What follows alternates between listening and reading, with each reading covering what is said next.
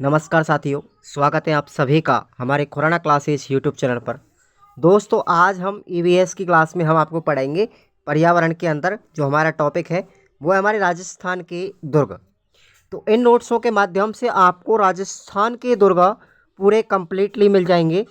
आपको 4 क्लास आएंगे राजस्थान के दुर्गों से संबंधित, और आप किसी भी बुक में देख लीजिएगा, इससे बेटर कंटेंट आपको कहीं नहीं मिलेगा। एक भी प्रश्न आपका इन नोट्स पैटर्न से बाहर नहीं जाने वाला है। विश्वास कीजिएगा आप लोग, और पूरा लास्ट तक क्लास को उतारिएगा आराम आराम से और समझने की कोशिश कीजिएगा। आप अगर रीट पात्रता की तैयारी कर रहे हैं तो आप लोग सभी हमारे खुराना क्लासेस ऐप को डाउनलोड कर लो, और उस पे आपके लिए जो टॉपिक वाइज रीट पात्रता और राजस्थान जीके की जो टेस्ट सीरीज है आप लोग उसको लेते रहें। तो चलिए स्टार्ट करते हैं। आज हमारा टॉपिक राजस्थान के प्रमुख फोर्ट यानी किले और दुर्ग। सबसे पहले हम विभाजन की बात करते हैं। राजस्थान के दुर्गों का विभाजन भी किया गया है यहाँ पर कुछ श्रेणियों के अनुसार। शुक्र नीति के अनुसार अगर हम बात करें, ये प्रश्न पूछा गया है, शुक्र नीति के अनुसार दुर्गों को 9 श्रेणियों में बांटा गया है, और यही सबसे इम्पोर्टेंट वर्गीकरण है दुर्गों का जो शुक्र ने बताया था। 9 श्रेणियाँ कौन कौन सी है? पहली है हमारी गिरिदुर्ग। गिरिदुर्ग का मतलब जो दुर्ग पहाड़ी पर बना हुआ हो, जैसे मेहरानगढ़ का दुर्ग, जयगढ़ दुर्ग, आमेर, चित्तौड़गढ़ और कुंभलगढ़ का दुर्ग। देखिए, एक दुर्ग जो है 2 या 2 से अधिक श्रेणियों का भी पालन करता है, ये भी आप लोगों को ध्यान रखना है। जैसे हम बात करेंगे गिरिदुर्ग में हमारे आगे मेहरानगढ़, जयगढ़, आमेर का दुर्ग, चित्तौड़गढ़ दुर्ग और कुंभलगढ़। ऐसे ही ऐरण दुर्ग किसे कहेंगे? ऐसा दुर्ग जिस पर पहुंचने का रास्ता बहुत कठिन होता है, जैसे रणथंभौर का दुर्ग, इस पर पहुंचना बहुत कठिन है। सोनारगढ़, चित्तौड़गढ़, ये सब किस में है? ऐरण दुर्ग में। तो आप लोगों को पता चल रहा होगा, देखो चित्तौड़गढ़ दुर्ग यहाँ पर भी है, ऐरण दुर्ग की श्रेणी में भी आएगा, तो गिरिदुर्ग की श्रेणी में भी आएगा। ध्यान रखें आप लोग, एक दुर्ग एक या एक से अधिक श्रेणियों का भी पालन कर सकता है। तीसरा प्रकार बताया उन्होंने वन दुर्ग। ऐसा दुर्ग जो घने जंगलों के बीच में बना हुआ हो, जैसे रणथंभौर का दुर्ग और सिवाना का दुर्ग। सिवाना बालोतरा में है। चौथा प्रकार बताया था धावन दुर्ग। ऐसा दुर्ग जिसके चारों ओर रेतीला मरुस्थल हो, जैसे जैसलमेर का दुर्ग है, भटनेर का दुर्ग है, नागौर का दुर्ग है और चूरू का दुर्ग है। ठीक है। जल दुर्ग किसे कहेंगे? ऐसा दुर्ग जो नदियों के संगम पर बना हुआ हो या फिर जिसके चारों तरफ पानी भरा हुआ हो। ठीक है, एक जल की खाई हो, उसे हम औदुक दुर्ग भी कहते हैं। जल दुर्ग को हम औदुक दुर्ग भी कहा जाता है साथियों। जैसे गागरोड का किला, भैंसरोडगढ़ का किला, शेरगढ़ बारा का किला, ये सब किस में आएंगे? जल दुर्ग या औदुक दुर्ग की श्रेणी में आते हैं। अगला है पारिख दुर्ग। पारिख दुर्ग ऐसा दुर्ग जिसके चारों तरफ जल की गहरी खाई हो। ठीक है, जैसे अपना लोहागढ़ का जो किला है या दुर्ग है वो पारिख दुर्ग है। जूनागढ़ किला बीकानेर, यह भी पारिख दुर्ग की श्रेणी में आएगा।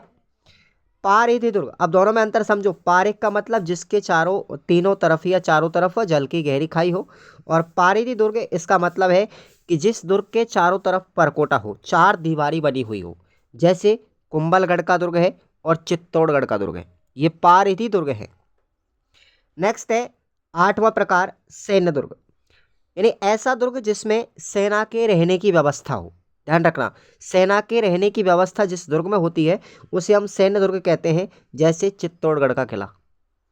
उसके बाद सहायतक दुर्ग, यानी सहायक दुर्ग मतलब सहायक दुर्ग क्या है?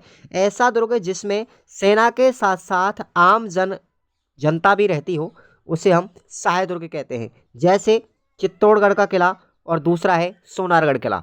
आप सभी जानते हैं कि राजस्थान का सबसे बड़ा जो लिविंग फोर्ट है जिसमें जनता रहती है, ठीक है, उसे हम लिविंग फोर्ट कहते हैं, यानी रहवासी किला है ये सबसे बड़ा चित्तौड़गढ़ का, और इससे छोटा कौन सा है? सोनारगढ़ किला। ऐसे राजस्थान के 2 ही किले हैं जिनमें सेना के साथ साथ जनसंख्या भी रहती है, जनता भी रहती है, वहाँ के लोग भी रहते हैं। ठीक है, तो रहवासी किलों की श्रेणी में आएंगे ये। नेक्स्ट अब हम बात करते हैं कौटिल्य के अनुसार। कौटिल्य ने दुर्गों को 4 श्रेणियों में बांटा है। पहला बताया उन्होंने गिरिदुर्ग, दूसरा बताया औदुक दुर्ग, और तीसरा बताया वन दुर्ग, और चौथा प्रकार बताया धावन दुर्ग। इन सब के बारे में आप पढ़ चुके हैं ऑलरेडी, ठीक है। केवल वर्गीकरण की संख्या में बता रहा हूं। मनुस्मृति के अनुसार दुर्गों को 6 श्रेणियों में बांटा है।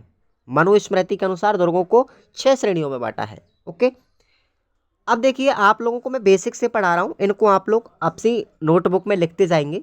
ये राजस्थान के कल्चर का भी टॉपिक है साथियों। राजस्थान जीके जो है ये मेंस में भी आपको मिलेगा, राजस्थान के दुर्ग वाला टॉपिक, और ये पर्यावरण में रीट पात्रता में भी है। राजस्थान की चाहे कोई भी एग्जाम हो, अगर राजस्थान जीके का कोई भी टॉपिक है तो मैं उसको विस्तार से पढ़ाऊंगा। अब हम बात करते हैं हमारे राजस्थान के ऐसे कौन कौन से ज़िले हैं, किले हैं या दुर्ग हैं जो हमारे वर्ल्ड हेरिटेज साइट की सूची में शामिल किए गए हैं। तो ऐसे राजस्थान के 6 दुर्ग हैं, नाम याद रखना 6 दुर्गों के। आम, चीकू, गाजर। मैं आपको ट्रिक बता रहा हूँ, आम, चीकू और गाजर, ठीक है। ये ट्रिक है 6 दुर्गों की, ध्यान रखना। तो देखो, आम से बन गया आमेर, ठीक है। आम से क्या बन गया? आमेर का किला, ये वाला आ गया। ची से बन गया चित्तौड़गढ़ का किला, ये भी है। कू से बन गया कुंभलगढ़ का किला, ये कुंभलगढ़ आ गया। गा से बन गया गागरोन का किला, गागरोन का किला। जय से बन गया जैसलमेर का किला, जैसलमेर। और रै से बन गया रणथंभौर का किला। तो ये अपने 6 किले ऐसे हैं, 6 दुर्ग ऐसे हैं जो हमारी वर्ल्ड हेरिटेज सूची के अंतर्गत शामिल हैं। ये आप लोगों को ध्यान रखना है। क्लियर? अब हम आते हैं एक एक दुर्ग के ऊपर चर्चा करेंगे विस्तार से, और देखना कितना डीपली तरीके से मैंने इन दुर्गों की व्याख्या की है। एक बार सभी विद्यार्थी क्लास को लाइक कर देंगे और चैनल को सब्सक्राइब कर लेंगे, और रेगुलर आप लोग क्लास लीजिएगा। सबसे पहले हम पढ़ेंगे चित्तौड़गढ़ का किला, चित्तौड़गढ़ में स्थित है। इस दुर्ग का निर्माण साथियों चित्रांगद मौर्य ने 8वीं शताब्दी में मैसा के पठार पर करवाया था। कई बार एग्जाम में पूछा गया है चित्तौड़गढ़ का किला किस पठार पर बना हुआ है, तो मैसा के पठार पर बना हुआ है। इसके निर्माता कौन है? चित्रांगद मौर्य है। लेकिन वीर विनोद ग्रंथ के अनुसार, ध्यान रखना, वीर विनोद ग्रंथ के अनुसार ये बताया गया है इसमें कि इसका जो निर्माता है राजा मौर्य राजा चित्रांग है। तो ये वीर विनोद ग्रंथ के अनुसार मैंने लिखा हुआ है 8वीं शताब्दी में, चित्रांगद कह लो, लेकिन वीर विनोद में चित्रांगद का नाम क्या लिखा हुआ है? मौर्य राजा चित्रांग लिखा हुआ है। ये तो इसका मूल निर्माता है। लेकिन आपसे पूछे इस चित्तौड़गढ़ के किले का जीर्णोद्धार या फिर इसका आधुनिक निर्माता कौन है, तो कई बार एग्जाम में आ चुका है, ये राणा कुंभा है। चित्तौड़गढ़ के दुर्ग का आधुनिक निर्माता कौन है? राणा कुंभा। इस दुर्ग के कई नाम हैं, ध्यान रखेंगे। इसको हम मालवा का प्रवेश द्वार भी कहते हैं, चित्रकूट दुर्ग भी कहते हैं, खिजराबाद भी कहते हैं, किलों का सिरमौर भी कहते हैं, राजस्थान का गौरव भी कहते हैं, और राजस्थान का दक्षिणी द्वार भी कहा जाता है। तो ये सभी उपनाम इस चित्तौड़गढ़ के किले के आपको याद रख लेने हैं। ओके मेरे साथियों, चलिए, यह जो दुर्ग है साथियों चित्तौड़गढ़ का, वह बेडज तथा गंभीरी नदी के संगम पर बना हुआ है। कभी कभी बेडज नदी का नाम साथियों आयड़ नदी भी लिखा हुआ मिलेगा, क्योंकि यही एक नाम है। बेडज को हम आयड़ नदी भी कहते हैं, ध्यान रखना, क्योंकि बेडज नदी उदय सागर झील में गिरने के बाद जब उदय सागर झील से निकलती है तो इसका नाम आयड़ पड़ जाता है, ध्यान रखेंगे। चलिए, राजस्थान का एकमात्र ऐसा दुर्ग है ये जिसमें खेती की जाती है। इसका आकार व्हेल मछली के समान है। चित्तौड़गढ़ के दुर्ग में खेती की जाती है और किसी दुर्ग में नहीं की जाती, और इसका आकार कैसा है? व्हेल मछली के समान है। इस दुर्ग में कुल 7 प्रवेश द्वार हैं, और इस दुर्ग का जो प्रमुख द्वार है, प्रवेश द्वार है, वो पांडन पोल के नाम से जाना जाता है। समझ में आ रहा होगा? नेक्स्ट देखेंगे, चित्तौड़गढ़ का जो किला है साथियों, ये राजस्थान का सबसे बड़ा लिविंग फोर्ट है, रहवासी किला है जिसमें जनता रहती है। और इसके अलावा राजस्थान का दूसरा जो लिविंग फोर्ट है वह कौन सा है? सोनारगढ़ का किला। आगे आपको पढ़ाया जाएगा। इंपॉर्टेंट क्वेश्चन यहाँ से बना था कई बार। पांडन पोल द्वार के ऊपर बाघ सिंह का स्मारक बना हुआ है तथा भैरव पोल पर कल्लाजी राठौड़ का स्मारक बना हुआ है। ये प्रश्न 2-3 बार एग्जाम में आ चुका है। रावत बाघ सिंह की छत जो स्मारक है, बाघ सिंह का स्मारक, ये पांडन पोल द्वार पर है, जबकि भैरव पोल पर कल्लाजी राठौड़ का स्मारक है। एक प्रश्न ये भी कई बार पूछा गया है, सातवां जो प्रवेश द्वार है उस पर फतेह सिंह सिसोदिया, जिसको हम फत्ता के नाम से जानते हैं, उसका भी स्मारक बना हुआ है। तो तीनों के स्मारक याद रखना, फतेह सिंह सिसोदिया का 7वें प्रवेश द्वार पर, भैरव पोल पर किसका है, कल्लाजी राठौड़ का, और पांडन पोल द्वार पर किसका है, रावत बाघ सिंह का स्मारक बना हुआ है।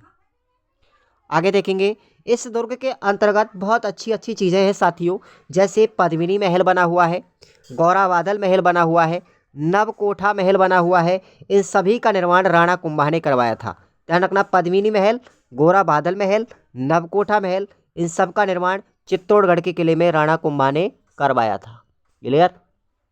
आगे देखिए, नवकोठा महल में पन्नाधाय ने उदय सिंह के प्राणों की रक्षा करने के लिए अपने पुत्र चंदन की बलि दी थी, और चंदन की हत्या किसने की थी, बनवीर ने की थी। ये आप लोगों को याद रखना है। ये हमारी राजस्थान की जो हिस्ट्री है उसी के ऊपर ये राजस्थान के दुर्गों का पूरा इतिहास जुड़ा हुआ है साथियों। आपको जब मैं इतिहास पढ़ाऊंगा, ठीक है ना, मेवाड़ का इतिहास, तो आपको ये सारी जानकारी इसमें मिलेगी चित्तौड़गढ़ की कहानी की। तो आपको चित्तौड़गढ़ को पहले ही पढ़ लेना है। ओके, चलिए आगे हम बात करते हैं। इस दुर्ग के अंदर उदय महल, भामाशाह महल, मोती महल, रमकण महल तथा आला हिंगाड़ू का महल भी बना हुआ है। प्रश्न एक भी बाहर नहीं जाएगा। मीरा का मंदिर का निर्माण साथियों चित्तौड़गढ़ में राणा सांगा ने करवाया था। ध्यान रखेंगे आप लोग, राणा सांगा ने करवाया था मीरा मंदिर का निर्माण। आगे बात करते हैं, देखिएगा, मीरा मंदिर की मूर्ति वर्तमान में आमेर के जगत शिरोमणि मंदिर में रखी हुई है। इस दुर्ग में तुलजा भवानी का मंदिर भी बना हुआ है, जिसका निर्माण बनवीर ने करवाया था। तुलजा भवानी का मंदिर किसने बनवाया, बनवीर ने बनवाया चित्तौड़गढ़ के किले में। इसी दुर्ग में पार्श्वनाथ मंदिर है, जिसका निर्माण तेज सिंह की पत्नी जैतल देवी ने करवाया था। मैं सबके सब स्थापत्य कला पढ़ा रहा हूँ पूरी चित्तौड़गढ़ के साथियों। इस दुर्ग के अंदर कालिका माता का मंदिर है, जिसे हम सूर्य मंदिर भी कहते हैं। इस चित्तौड़गढ़ के दुर्ग में श्रृंगार चमरी मंदिर है, जिसका निर्माण 1448 से लेकर 1458 के मध्य में बेलका के द्वारा करवाया गया। और याद रखेंगे साथियों, राणा कुंभा की जो पुत्री थी रमाबाई, उसका विवाह भी इसी श्रृंगार चमरी मंदिर में हुआ था। क्लियर। श्रृंगार चमरी जो मंदिर है इसमें रमाबाई का विवाह हुआ था। इंपॉर्टेंट क्वेश्चन बनता है, रमाबाई को किस शिलालेख में बागेश्वरी कहा गया है, तो आपको याद रखना है जाबर के शिलालेख में। जाबर का जो शिलालेख है इसमें राणा कुंभा की पुत्री रमाबाई को बागेश्वरी की संज्ञा दी गई है, बागेश्वरी कहा गया है। बहुत अच्छा क्वेश्चन है ये। इसी दुर्ग में सतबीज देवारी राणा मोकल मंदिर, इस मोकल मंदिर को हम समसिद्धेश्वर मंदिर भी कहते हैं साथियों, क्योंकि समसिद्धेश्वर मंदिर का जीर्णोद्धार राणा मोकल ने करवाया था, और इसी वजह से इसको मोकल मंदिर भी कहते हैं। मूल रूप से साथियों इस समसिद्धेश्वर मंदिर का निर्माण किसने करवाया था, ध्यान रखेंगे आप लोग, त्रिभुवन नारायण ने करवाया था। ठीक है, किसने करवाया था, त्रिभुवन नारायण ने करवाया था मूल रूप से। ओके, त्रिभुवन नारायण ने करवाया, और इस मंदिर को हम त्रिभुवन मंदिर भी कहते हैं। बाद में इसको समसिद्धेश्वर मंदिर कहा जाने लगा, और फिर इसका जीर्णोद्धार राणा मोकल ने करवाया, तो इसको हम फिर मोकल मंदिर के नाम से जानने लगे। क्लियर। चलिए आगे बात करते हैं। इस दुर्ग के अंदर कुछ प्रमुख जलाशय भी है। ओके, क्लास को लाइक जरूर कर देना। बहुत अच्छी और शानदार क्लासें आएंगी आपके बाद में आपकी ईवीएस के अंदर। जो हमारे कल्चर के टॉपिक हैं वो सबसे बेस्ट मिलेंगे आपको। इस दुर्ग के अंदर साथियों घी तेल की बावड़ी, भीमलत कुंड व रत्नेश्वर तालाब भी बना हुआ है। इस दुर्ग में गौशुंडी की बावड़ी स्थित है, जिसका निर्माण रायमल की पत्नी श्रृंगार देवी ने करवाया था। इसी दुर्ग में खातन की बावड़ी भी बनी हुई है। तो ये अपने जलाशय हो गए, पूरे बावड़ियाँ हो गई इसके अंदर। अब हम बात करते हैं चित्तौड़गढ़ के अंदर साथियों विजय स्तंभ बना हुआ है। अब हम पूरी विजय स्तंभ के बारे में कहानी सुनेंगे, पूरा ध्यान से सुनना विजय स्तंभ के बारे में। इसका निर्माण राणा कुंभा के द्वारा 1440 से लेकर 1448 के मध्य में करवाया गया। विजय स्तंभ के वास्तुकार कौन थे, जैता, नाथा और पूजा। ध्यान रखना, राणा कुंभा ने इस विजय स्तंभ का निर्माण मालवा विजय के उपलक्ष्य में करवाया था, और ये मालवा विजय क्यों बोलते हैं इसको? क्योंकि यह सारंगपुर का युद्ध था जो 1437 ईस्वी में हुआ था साथियों, ध्यान रखना 1437 ईस्वी में हुआ था यह युद्ध। तो इसकी विजय के उपलक्ष्य में इसका निर्माण करवाया गया था। अब मुझे आप लोग कमेंट करके बताएंगे ये सारंगपुर का जो युद्ध है राणा कुंभा और एक व्यक्ति और था, वो किसके साथ हुआ था, उस व्यक्ति का नाम बताएंगे फटाफट से कि सारंगपुर का युद्ध 1437 में किस किस के मध्य हुआ, बताओ। यह नौलखा 9 खंडा महल है, इसका मतलब ये 9 मंजिला इमारत है जिसकी ऊंचाई 122 फीट है और चौड़ाई 30 फीट है। इस विजय स्तंभ को कई नामों से भी जानते साथियों। इसको हम विक्ट्री टावर, विक्ट्री टावर इसका मतलब ये इंग्लिश है, विक्ट्री टावर है विजय स्तंभ। इसको हम विष्णु ध्वजा जय स्तंभ के नाम से भी जानते हैं। इस विजय स्तंभ का जीर्णोद्धार साथियों मेवाड़ के महाराणा स्वरूप सिंह ने करवाया था। ओके, ध्यान रखना ये वही स्वरूप सिंह है जिन्होंने 1857 की क्रांति के समय अंग्रेजों को शरण दी थी, कई बार एग्जाम में पूछा गया है। आइए, विजय स्तंभ पर साथियों तीसरी जो मंजिल है उस पर 9 बार अल्लाह शब्द लिखा हुआ है और ये किस भाषा में लिखा हुआ है? अरबी भाषा में लिखा हुआ है। जबकि इस विजय स्तंभ की 8वीं जो मंजिल है इस पर कोई भी मूर्ति नहीं है। क्लियर? अब आप लोग मुझे कमेंट करके बताओ कि ये जो 9 बार अल्लाह शब्द लिखा हुआ है तीसरी मंजिल पर, ये किसके द्वारा लिखा गया था? कमेंट करके बताओ। आप लोग अपनी बुकों को सबको ढूंढ लीजिए, जिस बुक में भी मिले आप लोग मुझे कमेंट करके बताओ कि विजय स्तंभ की तीसरी मंजिल पर 9 बार अल्लाह शब्द किस व्यक्ति ने लिखा था। ठीक है, आप लोग सभी जानते हो लिखने का कारण था इसका, यहाँ पर इसको 9 बार अल्लाह इसलिए लिखा गया अल्लाह को, क्योंकि जब औरंगजेब था उस समय पर, ठीक है ना, औरंगजेब या जो मुगल बादशाह और हुए थे उन सभी ने साथियों चित्तौड़गढ़ पर बहुत सारे आक्रमण किए। ठीक है, चित्तौड़गढ़ पर काफ़ी सारे आक्रमण किए थे। तो मुगलों से बचने के लिए, जबकि ये हिंदुओं का स्थान था पूरा चित्तौड़गढ़, लेकिन फिर भी मुगलों से बचने के लिए, मुगलों के रूप में तारीफ करने के लिए उनके अल्लाह शब्द को लिख दिया ताकि उनके इस विजय स्तंभ को कोई नुकसान ना पहुंचे, लेकिन फिर भी इसको तोड़ा गया।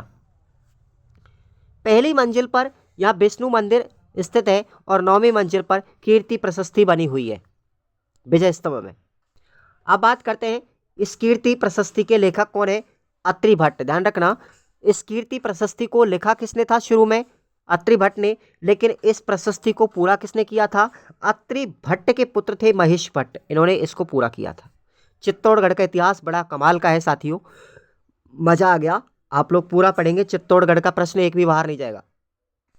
इस विजय स्तंभ को हम भगवान विष्णु को समर्पित करते हैं।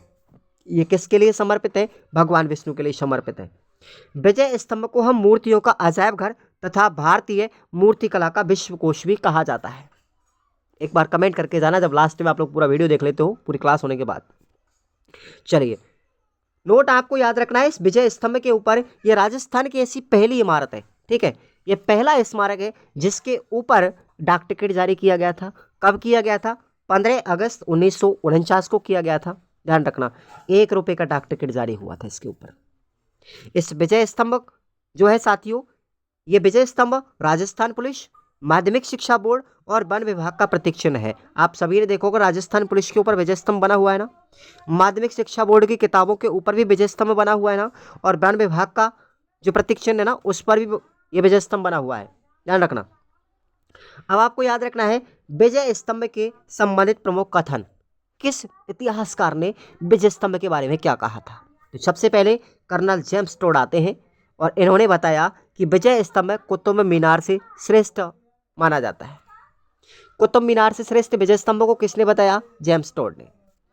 फर्ग्यूसन ने कहा कि विजय स्तंभ रोम के टार्जन के समान है। रोम का जो टार्जन है साथियों उसके समान इसको बताया है फर्ग्यूसन ने। उपेंद्र नाथ डे ने बताया कि विजय स्तंभ को हम विष्णु ध्वज भी कह सकते हैं क्योंकि विष्णु को समर्पित है। तो ये बात किसने कही? उपेंद्र नाथ डे ने। डॉक्टर सीमा राठौड़ का कथन है कि विजय स्तंभ को संगीत की भव्य चित्रशाला कहा जाता है। संगीत की भव्य चित्रशाला किसने कहा? डॉक्टर सीमा राठौड़ ने। विजय स्तंभ लोक जीवन का रंगमंच है, यह बात किसने कही थी? गोपीनाथ शर्मा ने। विजय स्तंभ मूर्ति कला का विश्वकोश है, यह किसने कहा था? गौरीशंकर हीराचंद ओझा ने कहा था, यानी GH ओझा ने कहा था। तो आपको विजय स्तंभ की कहानी समझ में आ गई। अब हम इसी चित्तौड़गढ़ को आगे बढ़ते हैं, कीर्ति स्तंभ के बारे में लेकर चलेंगे। कीर्ति स्तंभ का निर्माण जैन व्यापारी जीजा शाह ने करवाया था। यह 7 मंजिला इमारत है जिसकी ऊंचाई 76 फीट है। यह एक जैन प्रशस्ति है साथियों, और यह भगवान आदिनाथ अर्थात भगवान पार्श्वनाथ को समर्पित है। चित्तौड़गढ़ पर पहला जो आक्रमण किया था वो मामू ने किया था। अब एक अफजल का कथन आपको याद रखना है, अबुल फजल का साथियों। अबुल फजल ने चित्तौड़गढ़ के बारे में कहावत लिखी, गढ़ तो चित्तौड़गढ़ बाकी सब गढ़ैया, ये लिखा था। यानी गढ़ तो चित्तौड़ ही है, बाकी तो सब गढ़ैया है। ठीक है ना, ये स्टेटमेंट किसका है? अबुल फजल का। अब आते हैं कुछ और इंपॉर्टेंट पॉइंट पढ़ते हैं चित्तौड़ के बारे में। चित्तौड़गढ़ दुर्ग में 3 साके हुए थे। कितने हुए थे? 3 साके। पहला साका हुआ था साथियों 18 अगस्त 1303 को। देखिए इनकी डेट कंफर्म मुझे पता नहीं था, लेकिन फिर भी मैंने कई किताबों में इसको देख करके इसकी डेट मैंने कंफर्म की है। तो आप लोगों को डेट बहुत कम पूछी जाती है, आप लोग याद रखना कब हुआ था। 1303 में हुआ था चित्तौड़ का पहला साका। ओके, तो यह चित्तौड़ का पहला साका था, जिस समय पर यहाँ के शासक राजा रावल रतन सिंह थे। रानी कौन थी उसकी? पद्मिनी थी। इतिहास में आपको पढ़ाएंगे सब। और उस समय आक्रमण किसने किया था? अलाउद्दीन खिलजी ने किया था। यह राजस्थान का सबसे बड़ा साका माना जाता है। राजस्थान का सबसे बड़ा साका कौन सा है? 1303 चित्तौड़गढ़ का। देखो ये सबसे बड़ा साका भी है, और यह चित्तौड़गढ़ का भी साका पहला है। लेकिन पूछे राजस्थान का कौन से नंबर का साका है, तो राजस्थान का दूसरे नंबर का साका है। इससे पहले और साका हुआ था जो रणथंभौर दुर्ग में हुआ था 11 जुलाई 1301 में। ध्यान रखना, ये राजस्थान का प्रथम साका था रणथंभौर का। दूसरा साका राजस्थान का था 1303 वाला चित्तौड़गढ़ में। क्लियर? चलिए, दूसरा साका हुआ था साथी चित्तौड़गढ़ में। देखिए 8 मार्च 1534 को हुआ था। उस समय पर शासक थे विक्रमादित्य, और रानी कौन थी? कर्मावती। विक्रमादित्य की मृत्यु हो गई थी साथियों, उसके बाद रानी कर्मवती ने अपना कार्यभार संभाला राज्य का। तो उस समय पर इस बात का फायदा उठाया था किसने? बहादुर शाह जफर ने, जो गुजरात का शासक था, उसने इस पर आक्रमण किया। हालांकि कर्मावती ने राखी भी भेजी थी हुमायूं को, लेकिन वो समय पर सहायता के लिए नहीं पहुंचा, और बहादुर शाह जफर ने इसका फायदा उठाया। ओके, ध्यान रखना। चलिए, फिर तीसरा साका हुआ था 25 फरवरी 1568 में। उस समय पर शासक थे राणा उदय सिंह। तो उस समय पर उदय सिंह के समय पर ये नेतृत्व किया था रानी फूल कमर ने, जो फत्ता सिसोदिया की पत्नी थी। और आक्रमण किसने किया था? अकबर ने किया था। ध्यान रखना आप लोग। ये होती है अपनी चित्तौड़गढ़ की पूरी कहानी। साथियों एक बार कमेंट करके बताओ कैसा लगा आपको चित्तौड़गढ़ का इतिहास। और अब हम बात करते हैं हमारे अगले किले पर आते हैं, हम सोनारगढ़ का किला। आज की इस क्लास में हम 2 ही किलों के बारे में जानकारी ले पाएंगे, चित्तौड़गढ़ और सोनारगढ़, क्योंकि बहुत लंबा इतिहास है चित्तौड़गढ़ का और सोनारगढ़ दुर्ग का। सोनारगढ़ किला जैसलमेर में स्थित है। इसका निर्माण जैसल भाटी ने 1155 में करवाया था। शुरुआती निर्माण की भी बात करें हम तो जैसल भाटी ने करवाया था, लेकिन इसका पूरा निर्माण किसने करवाया था? जैसल भाटी के पुत्र साहलवानी सेकंड ने करवाया था। ध्यान रखेंगे आप लोग, जैसल भाटी के पुत्र थे साहलवानी सेकंड, इन्होंने इस दुर्ग को पूरा किया था। शुरुआत किसने की थी? जैसल भाटी ने की थी 1155 में। यह दुर्ग ऐरण दुर्ग तथा धावन दुर्ग दोनों की श्रेणी में आता है। जैसलमेर का जो किला है यह धावन दुर्ग तथा ऐरण दुर्ग दोनों श्रेणियों का पालन करता है। इसके उपनाम आपको याद रखने हैं। इस दुर्ग को कई नामों से जानते हैं, जैसे रेगिस्तान का गुलाब, गौहरागढ़ के नाम से जानते हैं, गलियों का किला, जैसानगढ़, राजस्थान का अंडमान, त्रिकूटगढ़, स्वर्णगिरी, पश्चिमी सीमा का प्रहरी और भाटी भड़ किवाड़। इसको इतने नामों से जाना जाता है। कई बार एग्जाम में पूछे जाते हैं भैया, एग्जाम्स के अंदर कुछ भी पूछा जा सकता है, तो मैंने उसी दृष्टि से यह आपको लिखा है। जैसलमेर का दुर्ग साथियों, यह चित्तौड़गढ़ के बाद राजस्थान का दूसरा लिविंग फोर्ट है, दूसरा बड़ा। पहला कौन सा? चित्तौड़गढ़ का। यह दुर्ग पीले पत्थरों से बना हुआ है। यह राजस्थान का एकमात्र ऐसा दुर्ग है जिसमें ना तो चूने का प्रयोग किया गया है, ना सीमेंट का प्रयोग किया गया है। ठीक है, क्लैंप फास्टनरों से पत्थरों को रोका गया है यहाँ पर। और यह एक ऐसा दुर्ग है पूरे राजस्थान में जिसकी छत लकड़ी से बनी हुई है। छत किससे बनी हुई? लकड़ी से। इस दुर्ग का परकोटा साथियों कमरकोट कहलाता है। घाघरे नुमा इसका परकोटा है जिसको हम कमरकोट के नाम से जानते हैं। अब हम बात करते हैं जैसलमेर के किले को विश्व धरोहर सूची में भी शामिल किया गया था। ध्यान रखना आप लोग, जो 6 दुर्ग हमारे आते हैं विश्व धरोहर सूची में, ठीक है, वर्ल्ड हेरिटेज साइट की सूची में जो 6 किले आते हैं उनमें जैसलमेर भी शामिल है। वर्ष 2009 में इस दुर्ग पर 5 रुपये का डाक टिकट भी जारी किया था। और यह जो दुर्ग है साथियों, ये गढ़ सीसर झील के किनारे बना हुआ है, त्रिकूट की पहाड़ी पर। कहाँ बना हुआ है? त्रिकूट की पहाड़ी पर। अब आप लोग ध्यान रखना, त्रिकूट की पहाड़ी पर तो क्या है? जैसलमेर का किला, लेकिन त्रिकूट पर्वत अलग है साथियों। ये कहाँ पर है? करौली जिले में है। और इस त्रिकूट के पर्वत पर कैला देवी का मंदिर बना हुआ है। कन्फ्यूजन क्लियर होना चाहिए। कैला देवी का मंदिर कहाँ है? त्रिकूट पर्वत पर, करौली में। लेकिन त्रिकूट पहाड़ी पर क्या बना हुआ है? जैसलमेर का किला बना हुआ है। कन्फ्यूजन नहीं रहेगा, टेंशन मत लीजिए। सोनारगढ़ किले के ऊपर साथियों एक फिल्म बनाई गई थी। ध्यान रखना कि कौन सी फिल्म थी? सोनारगढ़ फिल्म बनाई गई थी, जिसके डायरेक्टर कौन थे? सत्यजीत रे थे। ध्यान रखना, सत्यजीत रे ने सोनारगढ़ फिल्म बनाई थी। यह दुर्ग दुर्लभ और प्राचीन पांडुलिपियों के संग्रहालय के लिए प्रसिद्ध है। इस दुर्ग में कुछ महल बने हुए हैं साथियों, जैसे बादल महल है। तो बादल महल राजस्थान में कई जगह पर पाए जाते हैं। जालोर के दुर्ग में भी है साथियों, कुंभलगढ़ के दुर्ग में भी है, यहाँ पर भी है जैसलमेर में। तो जैसलमेर के जो बादल महल है उनकी एक विशेषता है कि ये सबसे ऊंचे बादल महल है। ध्यान रखना, सबसे ऊंचे बादल महल जैसलमेर दुर्ग में।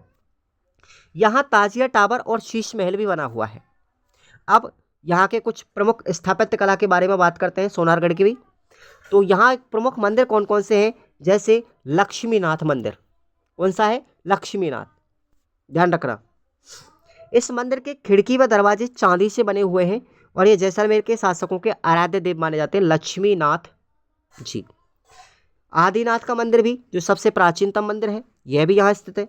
इस दुर्ग में जैसल कुआं बना हुआ है, जिसका निर्माण भगवान श्री कृष्ण ने अपने सुदर्शन चक्र से किया था। इस दुर्ग में सर्वाधिक बुर्ज बने हुए 99 बुर्ज है साथियों। ध्यान रखना, सर्वाधिक बुर्जों वाला किला कई बार एग्जाम में पूछा गया है। 99 बुर्ज है किसमें? जैसलमेर के किले में। अब इसके बारे में कुछ कहावतें आपको बता देते हैं। जैसलमेर की कहावत देखिए।